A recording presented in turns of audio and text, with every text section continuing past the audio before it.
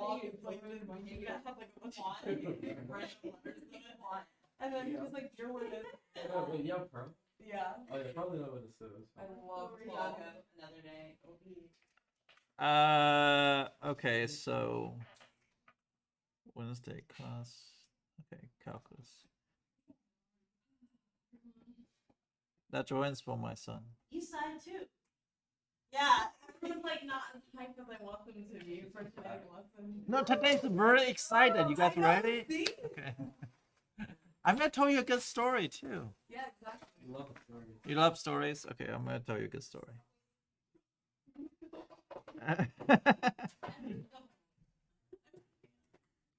Now, squeeze theorem is super cool. Super cool. Usually, it's rarely on the test, but it's something I love to explain to things.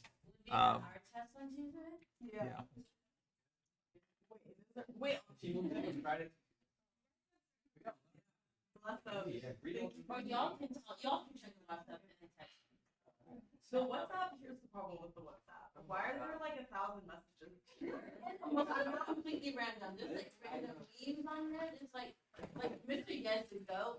And I'm like, okay. So I'm not going to read through It all wasn't of them. necessary. Yeah. So you didn't see.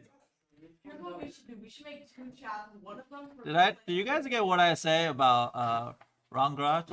Oh yeah. What? What? Oh, who's the asymptote? Yeah.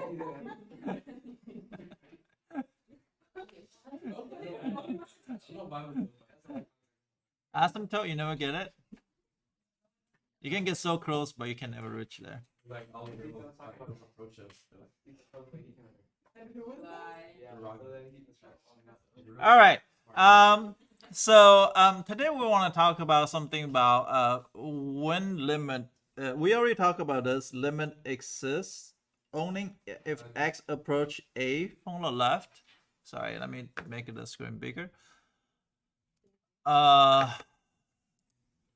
If limit x approach a of f of x equal to limit x approach to a from the positive side of f of x. If they reach the same number, then limit exists. Did we talk about this? And limit x approach from a from the left of f of x, a is some type of constant, does not equal to, this means does not equal to limit x approach to a from the positive side of f of x, then limit does not exist. Simple as that. Like you have negative infinity for like one side and then positive infinity for the other side, it does not exist. Oh yeah, we did talk about that. Okay, so limit does not exist. Now, I'm going to talk about limit does not exist also in other type of situations. So when limit, this is one thing, right? This is one of the first thing, but also there's something else. So there's something else here. Is limit does not exist. Also, there was something called oscillation. So oscillation. When something oscillating, and if oscillating to a point that you cannot determine which value is it, that's also does not exist. Okay. So those are one situation thing. So let me put it like star mark. This is a one weird case, but not all oscillation, however, some type of oscillation that you cannot determine value. So some of you guys gonna say, well, what kind of situation that can be? First of all, is we're gonna present you a function, and this function says sine of 1 over x. Now the graph of this one is super interesting, right? We're talking about, it will kind of blow your mind how this graph works. Before I do that, I'm going to plug in some random values. Not random value, some design value, right? I designed this value for a certain way. So I'm going to do a t-chart. The t-chart I'm going to do it sideways because I like this way better. X and Y. And the thing is, I don't know sine of particular value, but I like to choose one of the value I design. And this value I'm going to choose is 2 over pi. Do you guys know why I choose 2 over pi? Because it was a sine of like pi over 2. Yeah, so it's a reciprocal of that. So it's going to be sine of pi over 2. What is sine of pi over 2? 1. 1. Okay, good. You guys are excellent. How about 2 over 3 pi? 3 pi over 2. Sine of pi over 2, sorry. Which is what? Negative 1. -1. Okay. How about 2 of 5 pi?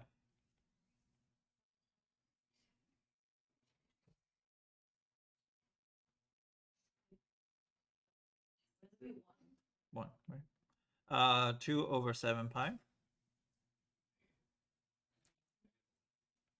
You guys start getting the point? 9 pi, 1.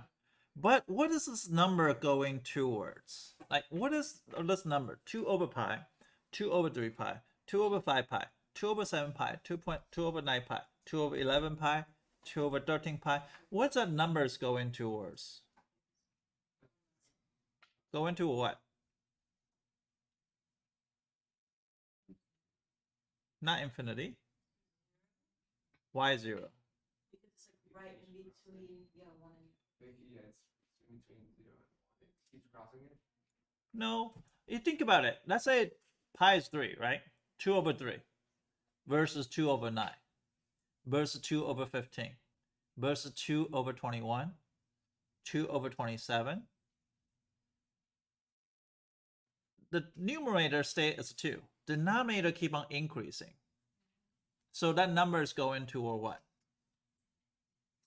If I have a 2 over 5, 2 over 10, 2 over, it gets smaller and smaller and smaller. eventually go into what? Approaching 0, right?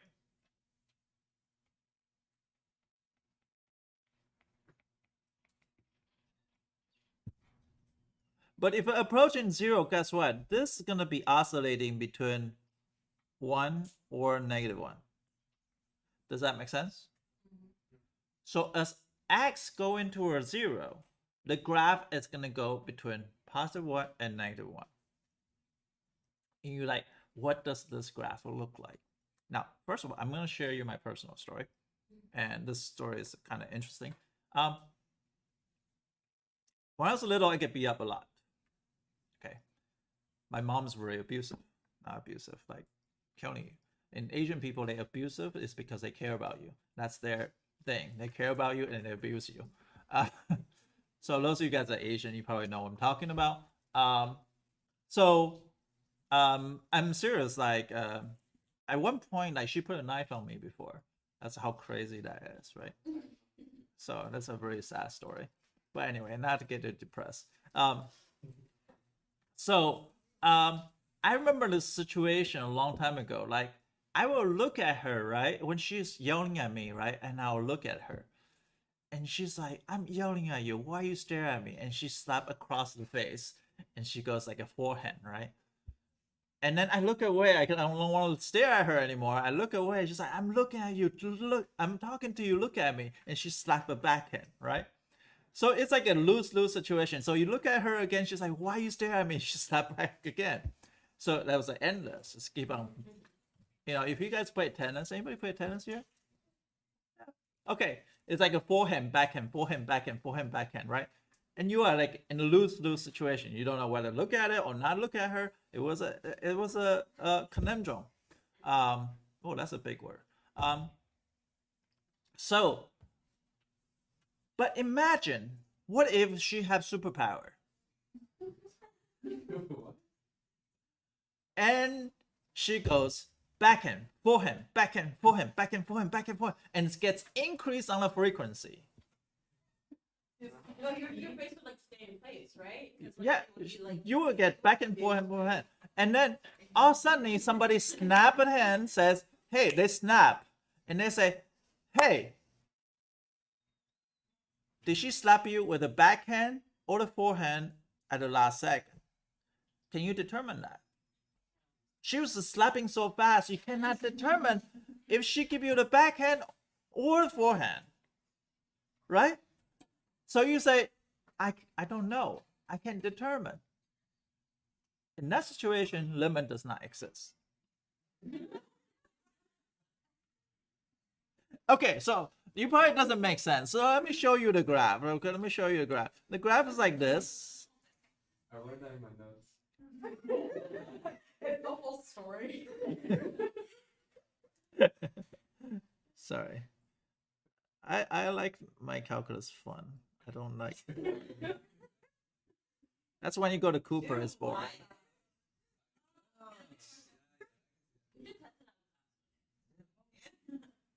Do you see that as I'm approaching 0, right? And here there's a backhand, and here there's a forehand, and here there's a backhand, and here there's a forehand. And as I'm going 0, that swing goes faster and faster and faster. That it's like a faster frequency as I'm going towards 0. And to show you how crazy this graph is, I'm going to zoom in. Oh my god, it's like a solid bar. Wait, but on 0, when it fades, wait. On a 0, you do not know. Imagine she's slapping infinite fast. I'm gonna go with backhand. No, you don't want to get a backhand because the backhand's with the ring. Oh. Does the ring have like a little like gem on it or something? Yes. Wait, what? Yeah. She's not. The right thing about it. The ring, like, how do you know she's left-handed? Yeah, but why? Isn't her She's ring on right-handed. the ring's on the left hand? I can't believe we're talking about this. Okay. Okay. See, that's what makes this class better than Cooper's class. Sorry. I just want to throw some shade there. So this is pretty interesting. As I'm going towards 0, I cannot determine how that is. So I'm going to say as limit as x approaches 0 of sine of 1 over x. That's equal to does not exist because I cannot determine. Just by looking at the graph, it probably looks something like something like this to -1, and this is 1, and it's going to be like, and inside it's going to be oscillate so fast and like this, right? It's something like that, some sort of thing. I'm not really good at graphing. Yeah, so when you're oscillating right in the center there, you cannot determine whether limit exists or not. The reason being is it went from +1 to -1 so fast you can't even determine how fast it is, and you can't even determine whether it's a +1 or -1 or even 0. I think the cosine will- Cosine is going to be the same thing. Okay, so cosine is going to be going toward the same thing, but because as this x increases, as x approaching 0, the number of here is actually going to positive infinity because it's 1 over that. So 1 over that is actually going to positive infinity. It's just oscillating between infinite, +1 and -1. Yes. What about Tangent. Well, tangent depends what situation. Good question. But let me hold that thought for a second. So now let's talk about this does not exist. Do we agree with this? Yeah. Okay. Also, we're going to talk about some situation also does not exist. As limit x approach infinity of cosine of x, that also does not exist. Why? Because look at this graph. Right? Look at this graph here. It's -1 and 1. If I look at this graph, if I'm going to infinite, I'm still oscillating between -1 and +1, right? So does that exist? No, because if I'm going infinity, it's going between positive infinity and between +1 and -1. We don't know what value is. If we cannot define a single value, therefore it does not exist. Now let's show you squeeze theorem works. So squeeze theorem. What is squeeze theorem?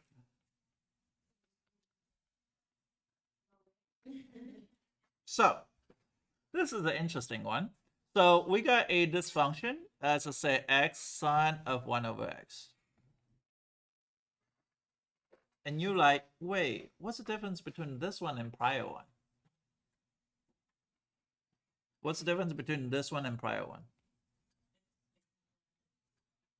What's the difference between this equation, sine of 1 over x, and x sine of 1 over x? Multiply by x. Do you guys see that? In this case, it's actually oscillation, but it's defined. But I'm going to tell you how it works. Nobody can show you this except this class. I promise you, nobody can show you this. You say, okay, what does that mean? First of all, let's break this to two parts. Let's break this to the part that we know. Sine of 1 over x. What is that oscillating between which two values? -1 and 1. -1 and 1, right? Does this equation look like this one? Not really. It has one additional thing. What's that additional thing? Yeah. The x in black, right? This is what is changing the idea. Now, you say, okay, well, I'm gonna make that x happen. How do I make that x happen? You plug in x values or? No. How do I make this Oh, look like this whole equation?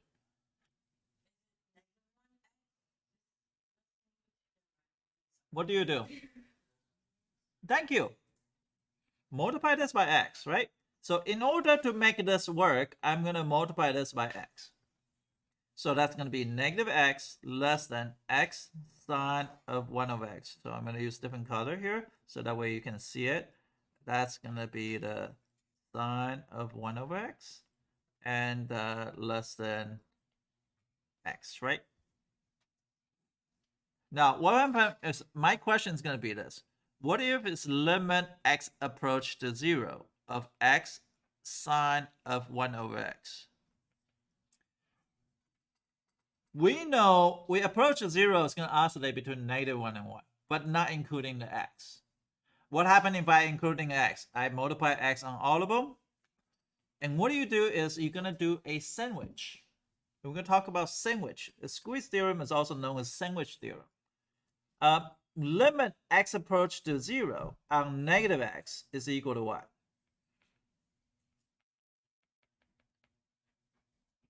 What is it equal to? Just plug in, right? So it's equal to what? Equal to what? 0. Good. This side is equal to 0. This side is equal to 0. Now, if the both sides is equal to 0, what happened in the middle?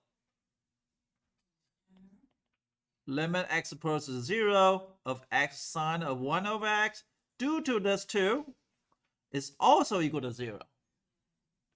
Now, what is interesting is this, is you will not imagine what a graph look like this. It's super cool. I mean, I even showed this to a whole classroom of calculus teacher, and they were like, wow, this is cool. Okay, so I'm gonna show you now.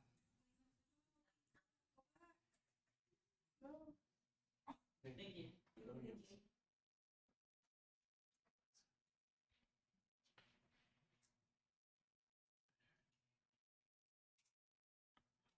Okay, now let's look at this.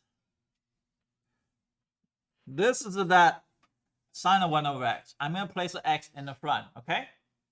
So I'm going to place an x in the front. Boom. And you probably look like there's nothing. But what's more interesting is the n function. What is the n function? The function at the end. 1. The negative what? Negative x and positive x, right? I'm going to place it in here.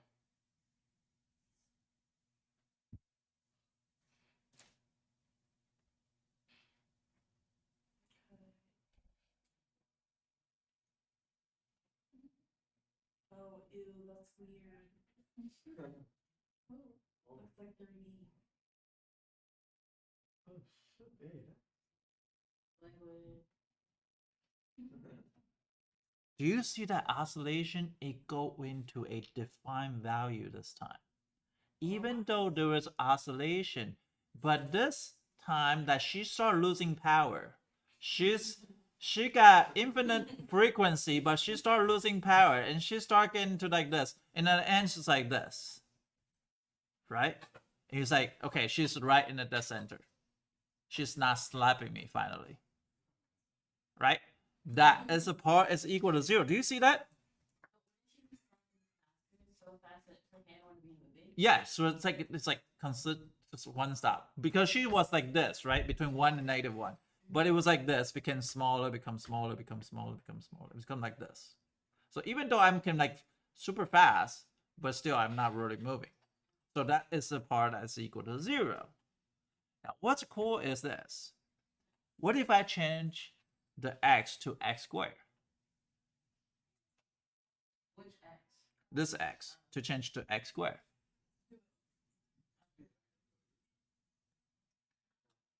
Square, right? And you're like, huh, that thing looks nothing special, but change the n function as well. So -x I'm gonna change into what? Square, and then square, right?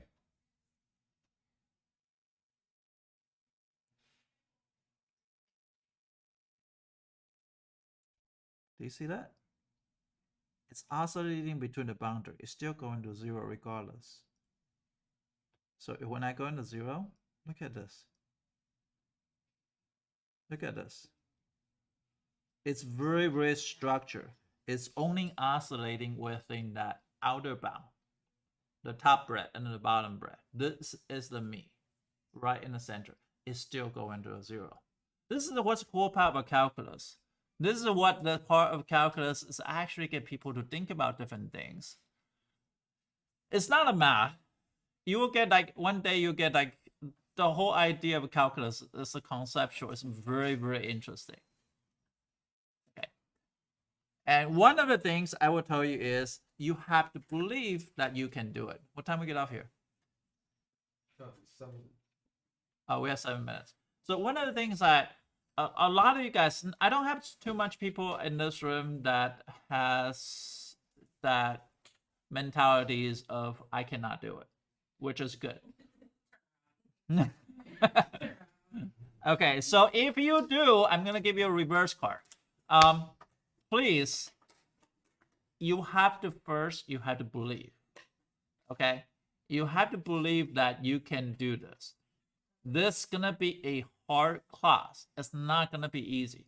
But the first thing first is all about psychology. It didn't matter you're taking what, SAT or ACT or calculus. It's all about psychology. It's nothing to do with math. There are people who think they cannot do it. They cannot do it. But if you cannot do it, and if you think that you will do it, and you will get it done, that's how you become better. So don't lose faith in yourself.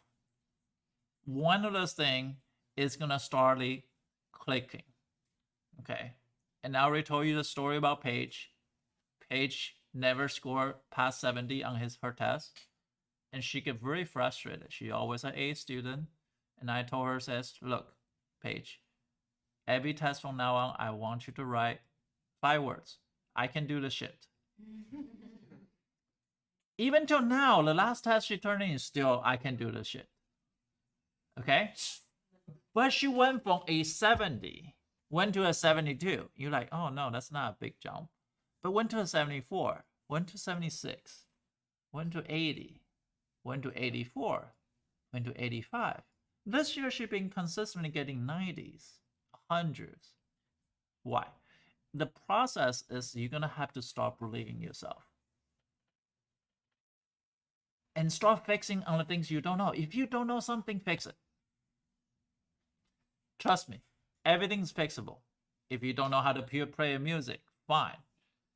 Play around at first, and then fix it from there. I love Edison's idea is she's very cheerful. Usually, people who will do well is very cheerful. Like Anthony Teeter, very, very cheerful, very, very optimistic. So Deborah, stop being pessimistic. You can do a whole lot better. You already good. You're already excellent. You just need to believe that. You know, the way I kind of think about like your mentality is like, that's like so like energy draining. You had to be like, I can do this. It's no problem. Okay. So the rest of you guys, the same thing. Please start believing yourself. I know you're gonna fail some tests. I know you'll fail a few more. I know you're gonna fail many more. But it doesn't matter what, you're gonna get back up. You cannot let me defeat you. You had to bounce back stronger.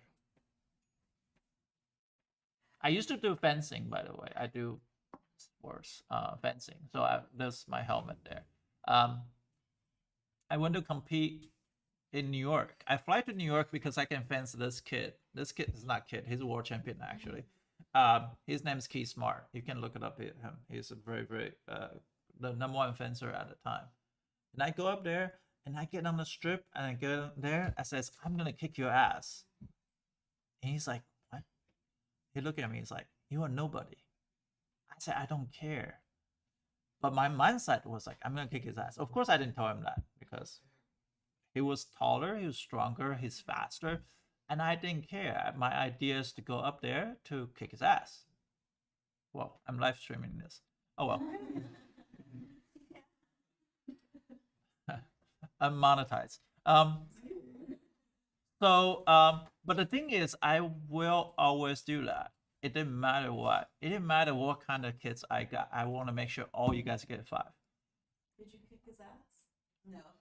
Well, that's an interesting story. That's interesting. Did I kick his ass? Okay, so fencing is referee is gonna be the judge. If the 2 light goes out, no. Hear me out. Hear me out. Hear me out. If the 2 lights goes on, it's determined by the referee. Referee is gonna say 2 light goes on. You're #1 in the world. You're gonna get a point. So the only way I can get a point is has to be clear 1 light. But in fencing, in order to clear 1 light, it's super hard. So I went there. I get on the strip. I says, okay, I'm gonna kick his ass, and I go in. The first attack he went on attack my flank. So I pick up the parry. I block it, and I hit his head. 1 light. And he looked at referee. He's like, what happened? That's supposed to be my touch. But the light shows 1 light. It was my light. So I was 1-0. And the second light, the same way. Bing, attack, he parry, and he attack a bit. I pick up parry, and I attack him again. 1 light. He look at referee again. He's like, what happened? Why is not my touch? And referee says, that's 1 light. I cannot do anything. The third touch, same thing, 1 light. And I was like, oh shit, I'm kicking this guy's ass. I'm kicking this guy's ass. I'm kicking this guy. So the thing is like, it's like starting to start sinking in. I was like, man, I'm beating #1 in the world. It's like playing basketball with Michael Jordan. I'm beating him 3-0. And of course he beat me 5-3. But that's what happened. But the thing is, he would never doubt I would score any touch though. Ideally, I would never score any touch because that was the idea. Is because he was so good. Like he was a world champion. He's not a just like United States champion. He's a world champion. He beat Russians. No American ever beat Russians. But anyway, you guys have a good day.